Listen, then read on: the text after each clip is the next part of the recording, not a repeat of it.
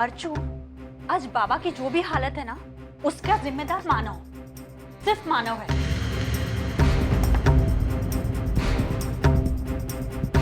वो इतना अनपढ़ नहीं है और बच्चा नहीं है जो नहीं देख सकता था मेडिसिन के ऊपर कि उनकी एक्सपायरी डेट क्या है।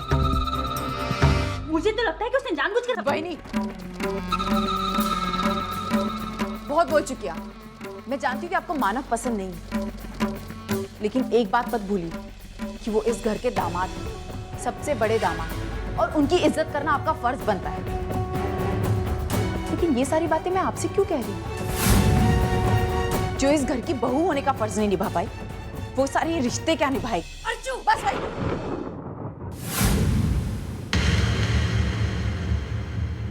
मैं आपको यहाँ कोई मानव की सफाई देने के लिए नहीं खड़ी हूँ, और ना ही मेरी जिंदगी में आप इतनी अहमियत रखती हैं कि मैं आपको ये सारी चीजें बताऊं।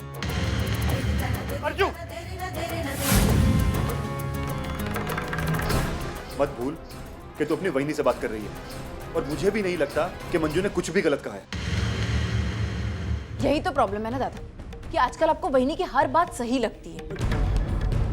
अरे वहिनी से समझदारी की उम्मीद करना गलत है, लेकिन आप तो सही गलत का फर्क समझते हैं, अच्छाई क्या है ये जानते हैं। आप अच्छाई की कदर करते हैं ना, तो फिर आप मानव पे ऐसा कैसे इल्जाम लगा सकते हैं दादा? वहिनी बिना कुछ सोचे समझे मानव के खिलाफ बोल रही है, और आप कुछ नहीं कह रहे। जिस दिन से मैं इस घर में आई हूं ना, उस दिन से मैं देख रही हूँ दादा, आपका और वहिनी का बर्ताव। जब मौका मिलता है आप मानव की बेइज्जती करते हैं। ऐसा नहीं कि मैं नहीं देख पाती हूँ, सब कुछ देख रही हूँ, लेकिन कुछ कह नहीं पाती क्योंकि ये मेरी मजबूरी है। लेकिन हमारी मजबूरी का इतना फायदा मत उठाइए कि हमारे इन रिश्तों का अपमान हो। अर्जु, तू गलत समझ। नहीं दादा, वहिनी ने मानव पर इतने सारे आरोप लगाए, अगर मैं वहिनी का खुलासा करने जाऊं ना, तो इस घर का असली दुश्मन कौन है अपने आप पता चल जाएगा। क्या हुआ? जब आपकी पत्नी पर बात आई तो आपको बहुत बुरा लगा, तो आप तो मानव पर पता नहीं ऐसे कौन कौन से इल्जाम लगा रहे जो उन्होंने कभी किया ही नहीं है। एक मिनट अर्जु,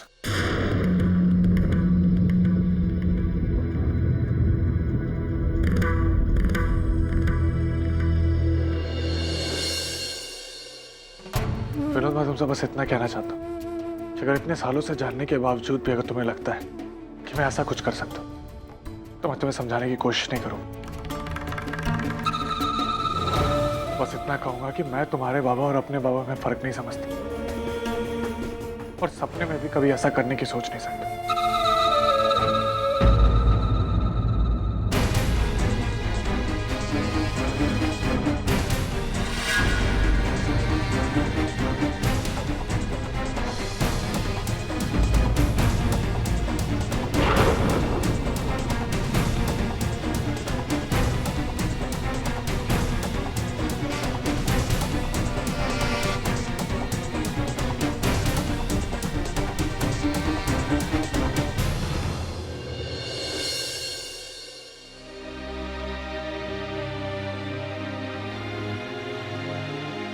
अब क्यों ऐसे है मानो? अब ऐसे क्यों है? अरे आपके मुंह पर कोई आपकी बेइज्जती करके चला जाता, आप कुछ नहीं कहते। आप इस घर के दामाद हैं और इस रिश्ते के नाते आपको पूरी इज्जत मिलनी चाहिए। अगर आपकी कोई बेइज्जती करता है ना, तो उसे करारा जवाब दीजिए, चुप मत रहिए। आप अपने आप को अपमानित होते हुए देख सकते हैं मानो, लेकिन मैं आपको अपमानित होते हुए नहीं देख सकती।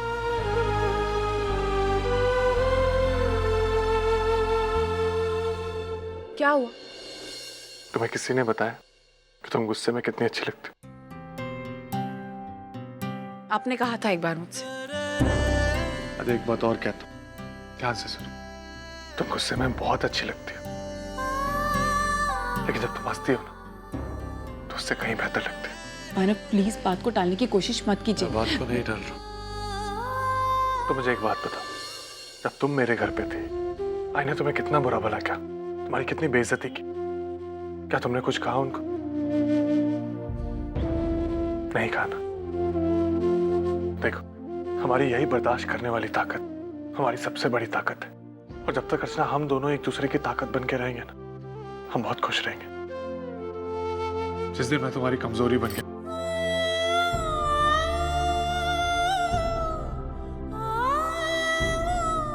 नहीं माना,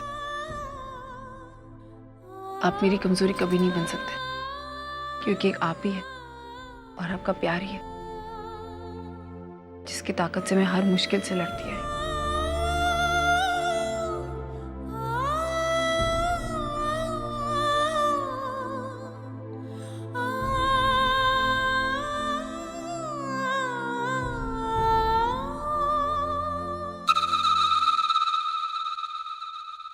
ये मैगजीन वाले भी ना, अरे इतनी अच्छी अच्छी जगहों के फोटोग्राफ्स क्यों छापते हैं लोग, और हम जैसे लोगों के जले पर नमक छिड़कते हैं। मेरी सारी सहेलियां न्यू ईयर पर कहीं ना कहीं जा रही है, और एक मैं हूं किस फटीचर सी जगह पर सड़ रही हूं।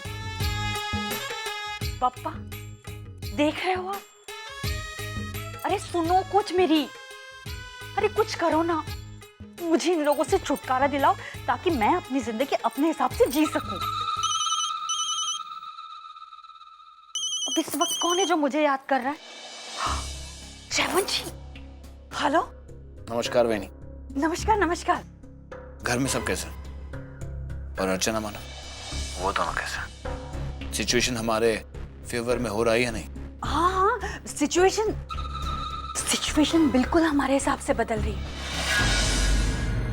पता है क्या हुआ? घर पर बाबा की तबीयत खराब हो गई, तो मानव अपने आप को ग्रेट साबित करने के लिए उनके लिए दवाइयां लेकर आ गया।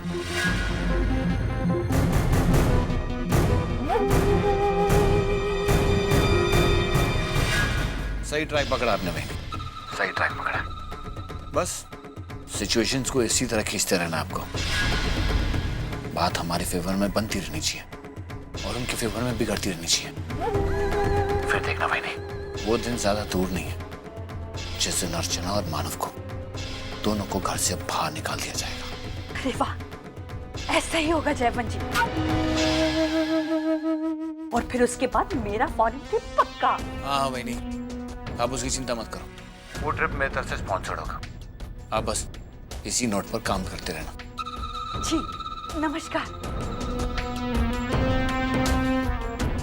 Foreign trip. भाई, बाबा कहाँ है? पता नहीं कहाँ चले गए, कुछ बोलकर भी नहीं गए।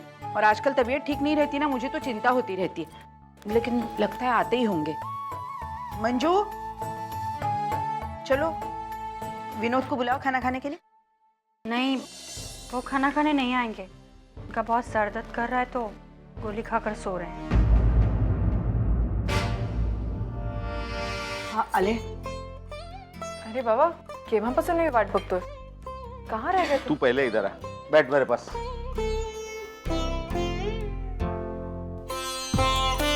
मानव, अर्चू,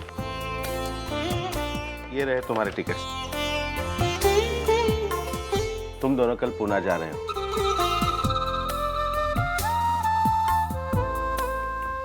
पापा लेकिन नहीं, तुम दोनों में से कोई कुछ नहीं बोलेगा, क्योंकि हम दोनों ने तुम्हें बोलने का मौका दिया था, लेकिन तुमने मना कर दिया था।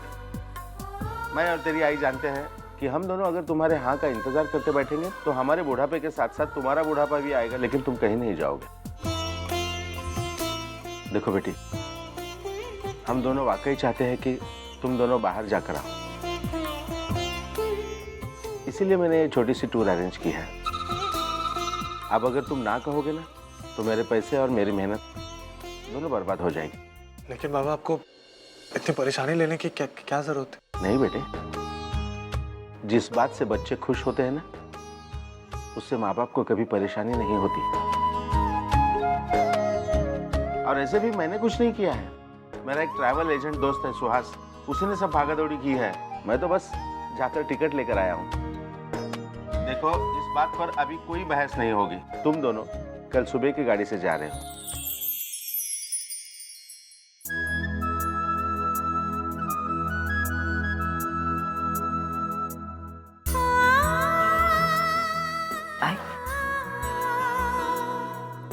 तो ये बात जानती थी ना?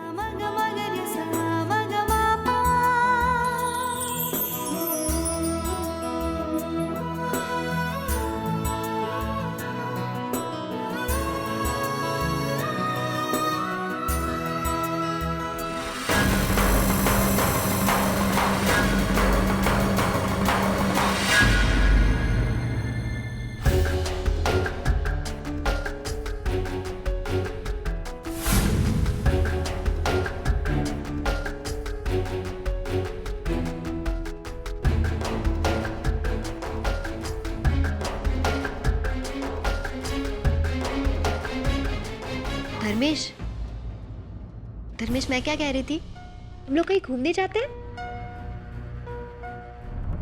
धर्मेश, मैं आपसे कह रही हूँ। हाँ। मैं क्या कह रही थी, हम कहीं बाहर जाते हैं? 31st भी आ रहा है और तुम थोड़े फ्रेश भी हो जाओ। हाँ, सोचते हैं।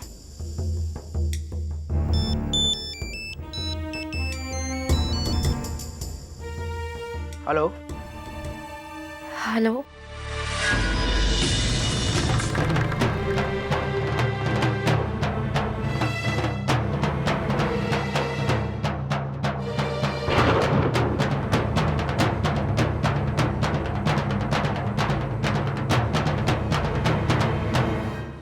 कितनी बार कहा है तुमसे, जब मैं मुंबई में रहूं मुझे इस टाइम पर फोन मत किया करो।